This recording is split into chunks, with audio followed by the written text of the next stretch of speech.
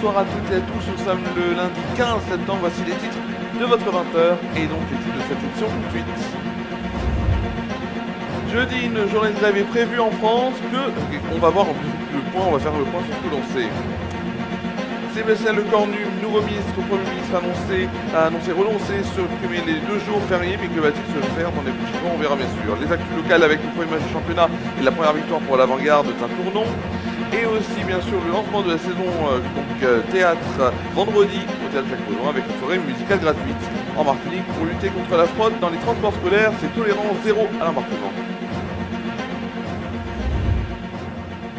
Nous sommes en direct donc sur FRA News pour votre édition du 20h et on va tout de suite commencer par donc cette actualité tout de suite.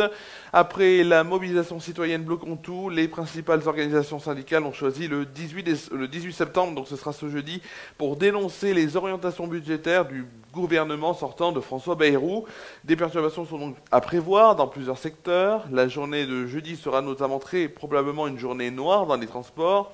Sur les rails, 4 syndicats, à savoir CGT Cheminots, UNSA Ferroviaire, Sudrail ou encore CFDT Cheminots, ont lancé un appel à la grève.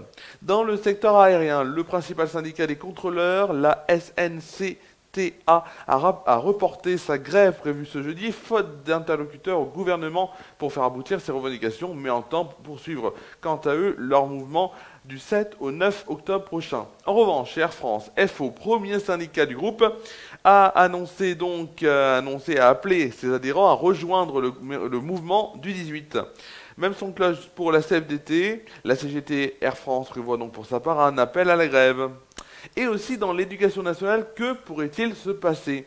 Dans un communiqué plus commun publié vendredi dernier, les syndicats FSU plutôt, UNSA, Éducation, FNEC, FP, FO, ou encore la CFDT, la CGT Éducation, ou encore le Sud Éducation, appellent à la mobilisation ce jeudi pour un autre budget contre tout budget d'austérité pour l'avenir du service public d'éducation.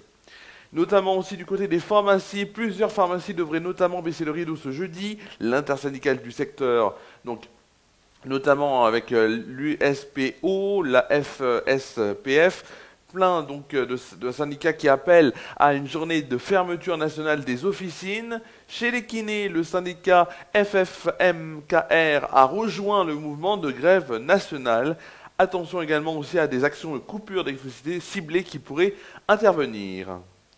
Dans l'actualité également politique, moins d'une semaine après la nomination du nouveau Premier ministre Sébastien Lecornu, il a promis une rupture aux oppositions parlementaires et à l'opinion publique qui attendent de voir comment cela va se traduire concrètement dans le prochain budget.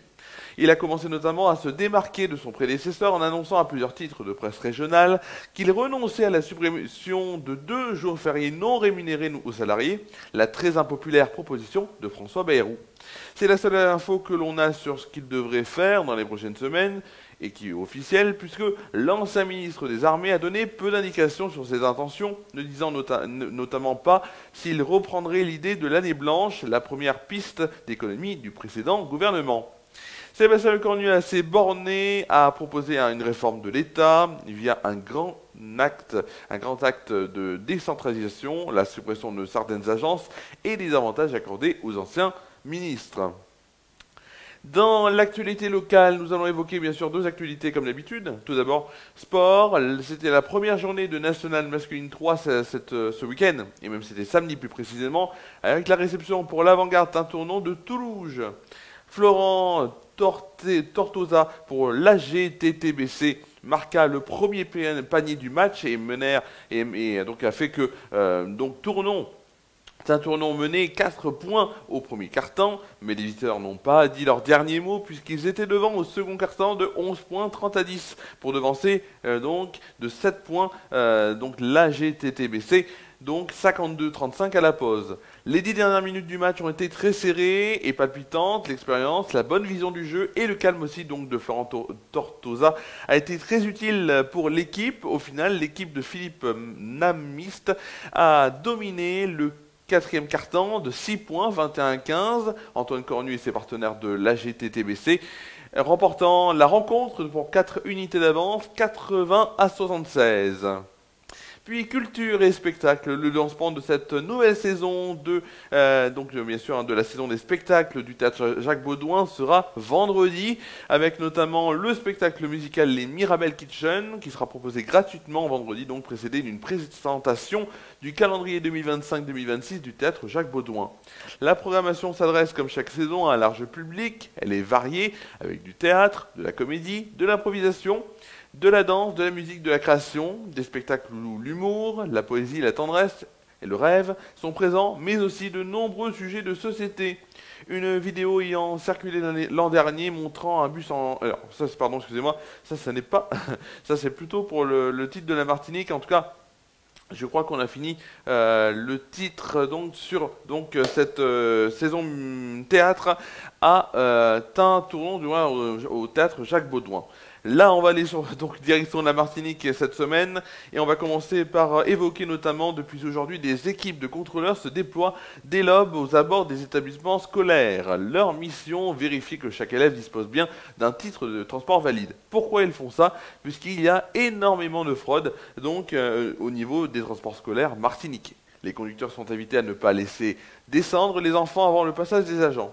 Chaque année, des élèves montent dans les bus sans être inscrits, parfois envoyés ainsi par leurs parents.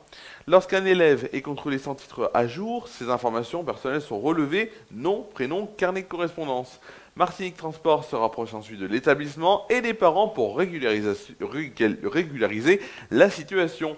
En attendant, l'élève peut être suspendu du transport scolaire. L'an dernier, près de 15 000 élèves étaient inscrits au transport scolaire. Cette année, seulement 13 500 à 13 700 ont été enregistrés. L'autorité estime qu'environ 1000 élèves manquent à l'appel et soupçonnent une partie d'entre eux d'utiliser les bus en fraude. C'est important de le préciser en Martinique, en tout cas il se passe ça, mais il se passe ça dans plein d'autres pays et et notamment en France métropolitaine également. C'est la fin de cette édition du 20h en ce lundi 15 septembre. Merci à vous de l'avoir suivi. Dans quelques instants, vous allez retrouver la météo de demain à Toulon-sur-Rhône, comme en France métropolitaine. Dans les prochains rendez-vous cette semaine sur FR News, mercredi, nouvelle édition du 20h en direct et dimanche, FR News qui sera exceptionnellement diffusé à midi. Passez une très bonne soirée et je vous dis à mercredi sur FR News pour le 20h et tout de suite c'est la météo de demain. Avec tout ce qu'il faut savoir et découvrir pour demain.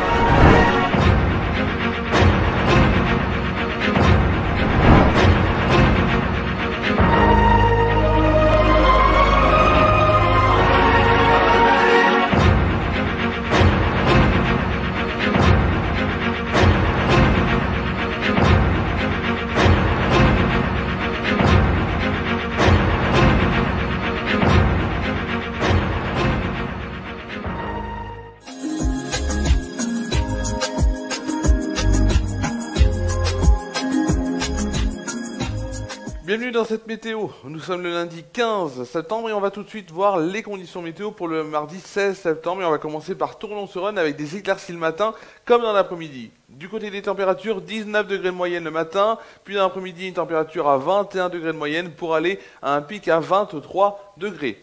Passons tout de suite à la France métropolitaine avec bien sûr pour demain matin dégradé nord-sud du ciel, temps gris et venté avec quelques gouttes et du vent, modéré 60 km/h le long des côtes de la Manche. Le ciel sera généralement plus variable au sud de la Loire et ensoleillé au sud-est avec un peu de Mistral. Il fera 11 degrés à Charleville-Mézières, Rennes, Orléans, Bourges et Limoges, 13 degrés pour Lille, Rouen, Paris et Nantes, 16 degrés à La Rochelle, Biarritz, Toulouse et Montélimar, 10 degrés à Montpellier et Marseille. Le plus froid sera du côté d'Aurillac avec du 9 degrés et le plus chaud du côté de Perpignan, Nice et Ajaccio avec 20 degrés.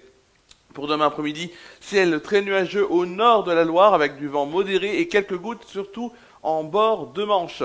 Au sud de la Loire, les éclaircies seront belles, il fera très beau sur un quart sud-est. Il fera 10 degrés à Lille, Rouen, Strasbourg, Troyes et Dijon, 19 degrés pour Paris, Orléans, Rennes, Nantes, Bourges, La Rochelle et Limoges, 22 degrés à Montélimar et Toulouse. Le plus froid sera du côté d'Aurillac avec 16 degrés et le plus chaud du côté de Nice avec 26 degrés.